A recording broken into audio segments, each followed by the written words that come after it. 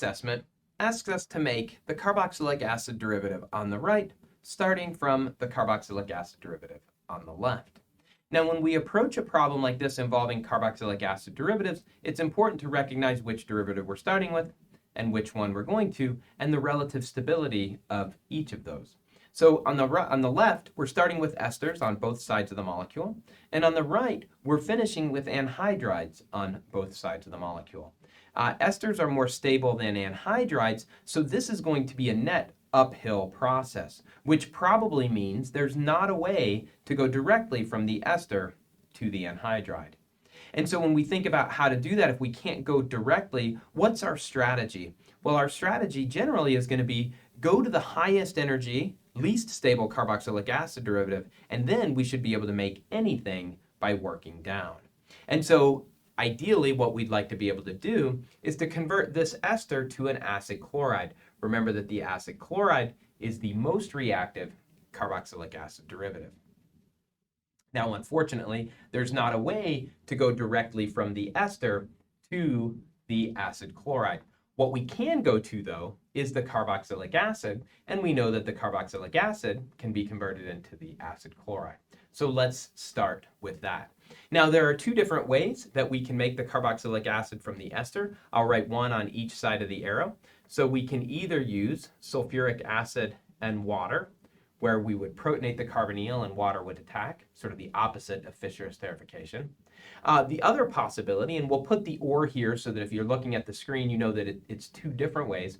We could also use saponification. Now, if we do saponification, it's going to involve first the treatment with sodium hydroxide and water, because that's going to end up with the carboxylate as the product.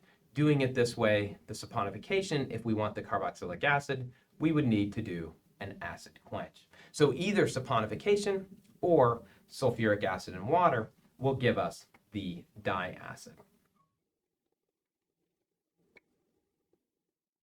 It's the carbon there. We would end up with that diacid. Now, we said that going from the carboxylic acid directly to the anhydride could possibly work, but our plan was to go through the acid chloride. So we're going to convert our carboxylic acids to the acid chloride using thionyl chloride.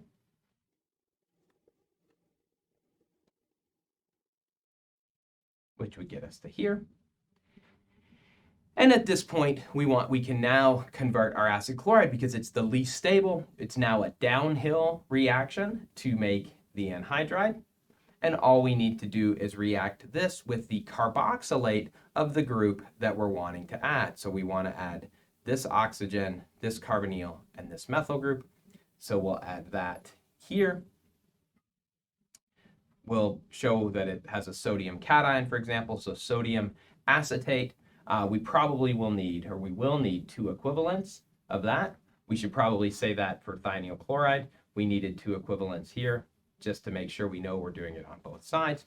But this acid chloride plus 2 equivalents of the acetate should make the anhydride up at the top.